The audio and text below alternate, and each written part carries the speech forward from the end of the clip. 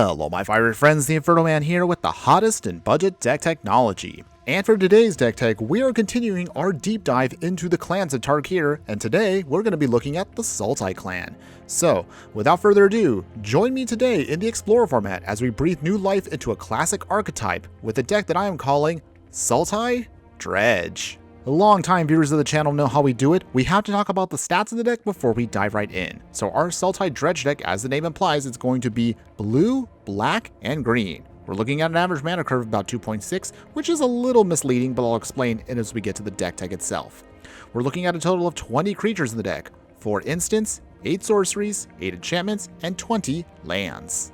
As the name implies, we're hoping to dredge up all of our creatures from the graveyard to the battlefield. In order to do that, a couple of key new cards from Tarkir Dragonstorm and other recent sets will breathe new life into this archetype. In order to do this, however, we will also need to make sure those cards will trigger off with key cards that do get milled from our library into the graveyard. And hopefully, if this all works out just right, 1 or 2 key cards should be able to then throw everything out onto the field, and usually most opponents will just kind of quit on the spot, realizing there is no hope for victory. But you may be asking yourself right now, how can we dredge up our entire graveyard for free on such a cheap budget of only 12 rares? Good question! Well, I'm glad you asked. So without further ado, let's go ahead and show you how this deck works. Starting in the 1-drop slot, we will have one of our first mill enablers, Stitcher Supplier. Man, what an amazing rate for this card. It enters and you mill 3 cards. When it dies, you also mill 3 cards, all for just 1 mana. But however, what we want to mill into the graveyard is going to be the following cards and our excellent payoffs for this whole deck. We're going to start with Narcomoeba here. If this card gets put into our graveyard from our library, it just immediately goes back onto the battlefield. So this is one of our first enablers. However, if this goes off, we can also start a great chain reaction here with our other cards. We will also utilize your Prized Amalgam. This is a 3-mana zombie where it says when a creature enters, and if it enters from your graveyard or you cast it from your graveyard, you can return this card from your graveyard to the battlefield at the beginning of the next end step. So this is an amazing rate also because, again, once Narcomoeba or even your Silver Smoke Ghoul go in, this then comes in for free. Speaking of the Silver Smoke Ghoul, let's talk about that card for actually just a moment. It's actually one of our best cards in the whole deck.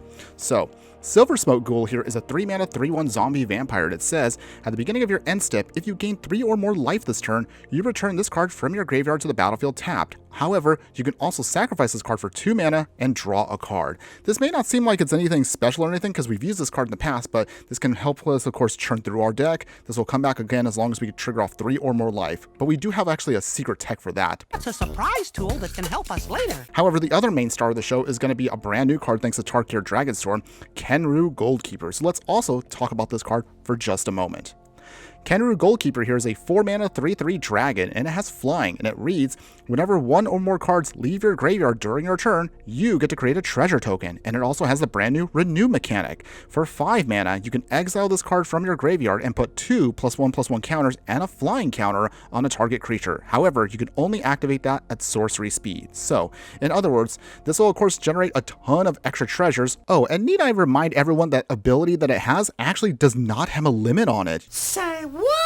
You can keep making treasure tokens as long as cards keep leaving your graveyard. That is awesome! And at the very end, you simply can just renew it by getting it out of your graveyard, and then it'll trigger off even more effects with some of your other cards to enable, again, maybe a big flying creature to then hopefully just smack down your opponent in the sky and win the game. For the non-creature spells that'll help us support our game plan, we're going to try to get as many cards milled into the graveyard. So to do that, we'll have our first 2 cards here that we'll talk about, Compelling Argument and Grisly Salvage.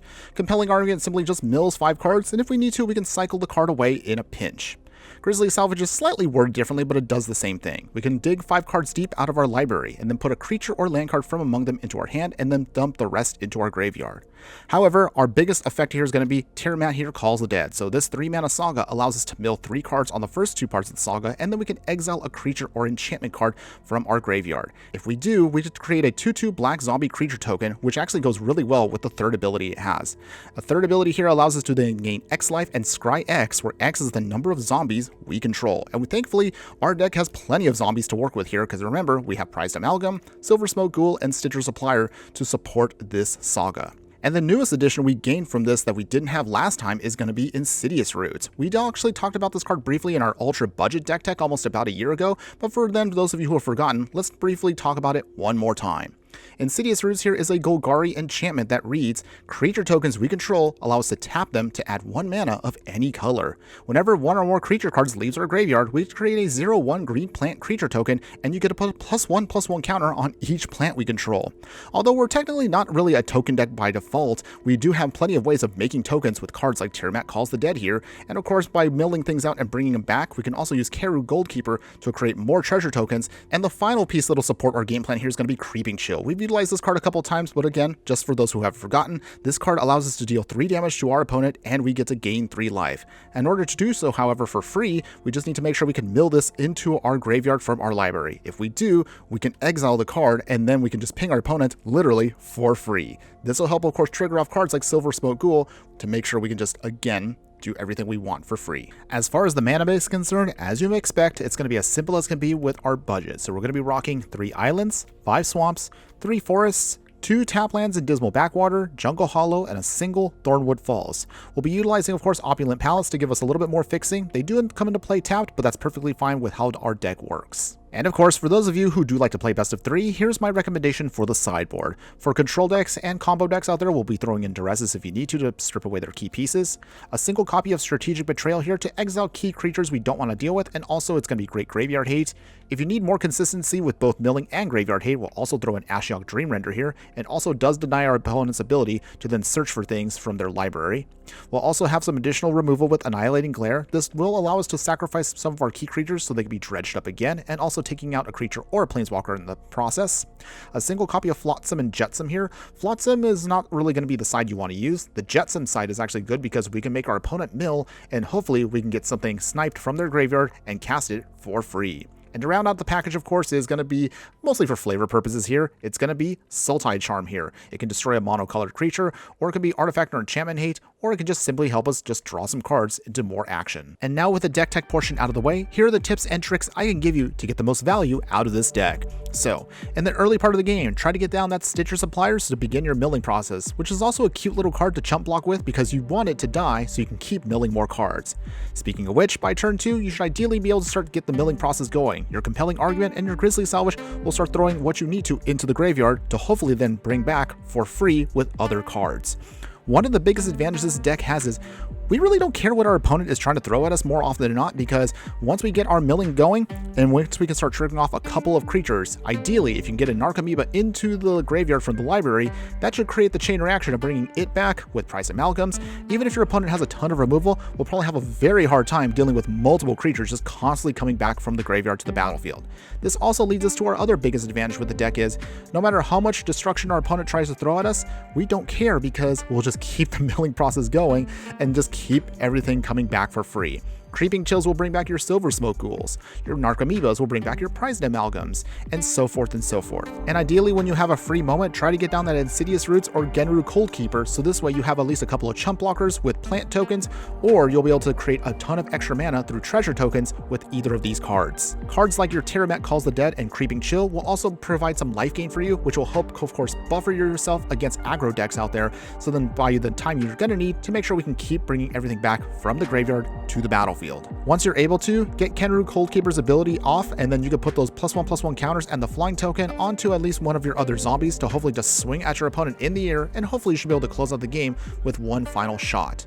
But having said all that, that also means that we have a massive weakness to the deck, which I'm pretty sure you've been able to figure out already, which is if your opponent is running Graveyard Hate, your deck is going to feel very sad. Don't get me wrong, you could still hardcast Narcomoebas, Silver Smoke Ghouls, and Prized Amalgams, but that's not what the deck is trying to do. And even if you do, if your opponent blows them up or if they exile them, then you won't be able to really get any additional value out of them, so your deck is going to feel very sad. Keep these things in mind as you are playing, of course, in Best of 1 or in Best of 3.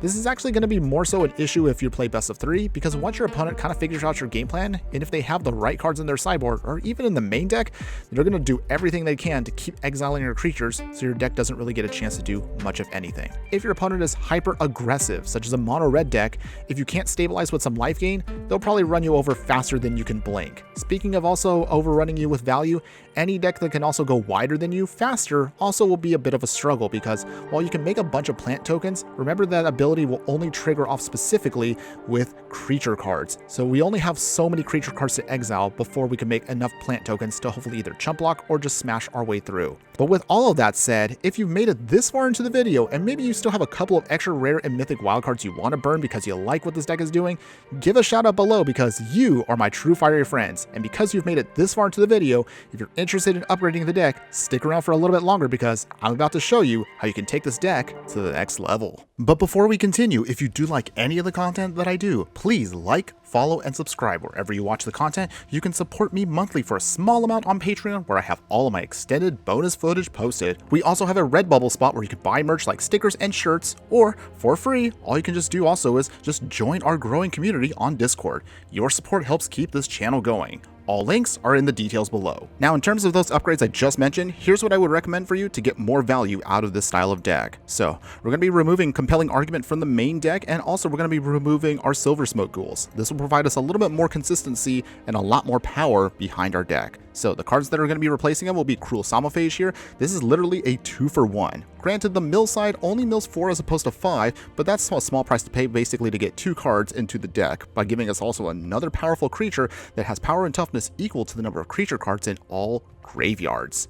And the other upgrade is going to be Overlord of the Baelmerk here, another incredibly very powerful card. And this card of course will have consistent mill for our package here. Also, it's actually going to be a lot cheaper because you actually don't have to cast it for 5 mana. You can cast it for only 2 with the impending mechanic and let it sit until we actually will need it later on. And the final upgrade to the deck will be adding in a copy of Sidisi Brood Tyrant by trimming out one of the Kenru Goldkeepers here. This card is going to be of course really powerful for our deck, because when it enters or attacks you can mill 3 cards, so it adds more consistency for our deck. And also, whenever 1 or more creature cards are put into the graveyard from our library, we have to create even more zombie tokens, which is a great synergy for our Tiamat Calls the Dead along with the Prize of Malcolms. You basically get the idea here. It's just super good for our deck. As far as upgrading your mana base, it's pretty much what you're going to be expecting, which is going to be more dual lands. But the dual lands you specifically want this time are going to be the Surveil lands, because they work very well with what our game plan is doing. So, Undercity Sewers, Underground Mortuary, and Hedge Mazes, along with some Triomes here to round out our package here. In the sidebar, the upgrades won't be as dramatic, but we will have a couple of key pieces here. So, we'll be adding in, of course, Thoughtseize to replace the Duresses.